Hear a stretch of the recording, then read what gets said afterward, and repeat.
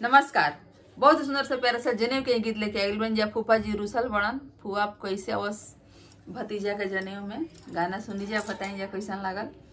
सगुनी हारा दिया की नाए गईले पियारी रंगाई गईले, सगुनी हारा दिया की नाई गईले पियारी रंगाई गईले। गावे गावे नेवाता बाटाई गईले, सुंदर बरवा जाने वालागी। गरे गावे नेवाता बाटाई गईले, सुंदर बरवा जाने वालागी। नानी मोरे आईली नाना के संगे, मामी मोरे मामा के संगे। नानी मोरे आईली नाना के संगे, मामी मोरे मामा के संगे। फुआ मोरे आईली बानी हरवा संगे, लोगा वाला जाई गईले। फुआ मोरे आईली ड्राइवर संगे, लोगा वाला जाई गईले। दुआरा पर बैठल कवन पापा, फुआ से सवाल करे। दुआरा पर बैठल कवन पापा, फुआ से सवाल करे। काहे बेटी आइलू बानी हरा संगे, कहाँ पाहुन गईले। काहे बेटी आइलू ड्राइवर संगे, कहाँ पाहुन गईले। ताहार फूफा बरुआ रुसल बाड़े, खेते जाके सुतल बाड़े।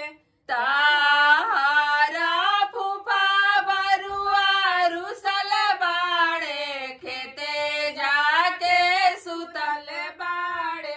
मांगेले सोने के चाय नावाता, बाबू के जानवा हाटे। मांगेले सोने के अंगूठी आता, बाबू के जानवा हाटे।